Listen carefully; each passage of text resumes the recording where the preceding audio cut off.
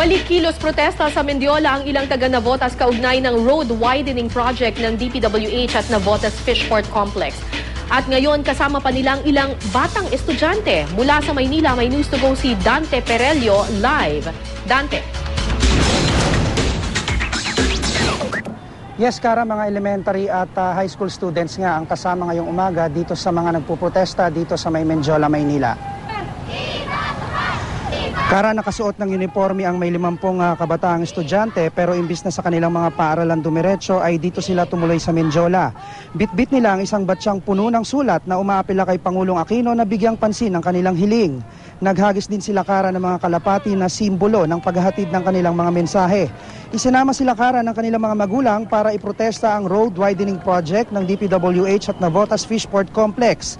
Kapag natuloy raw kasi ito, kailangang i-demolish ang kanilang mga bahay at i-relocate sila sa malayong lugar kung saan wala naman daw silang tiyak na pagkukunan ng ikabubuhay. Ang ilan sa mga estudyanteng kabataang sumali sa rally ay tila di alam ang tunay na dahilan kung bakit sila naririto.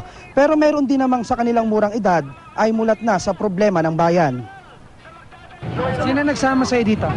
Si Lola. Bakit daw? Para po Dalila, sabi para pigilan ng demolisyon. Bakit daw magrarally, sabi ni Mama? dahil kanino. Kasi idademolish yung Navotas.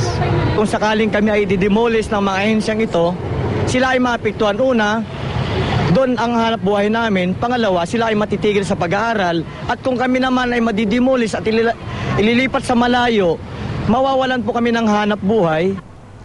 Kara, alas 12 ay inaasahang matatapos ang rally ng mga taga-Navotas. Nasa ikalimang araw na ito, pero kung hindi raw sila pakikinggan ni Pangulong Aquino, ay plano na nilang mag-camp out sa mga darating na araw. Live mula rito sa Mendiola, Maynila, Dante Perelio, GMA News.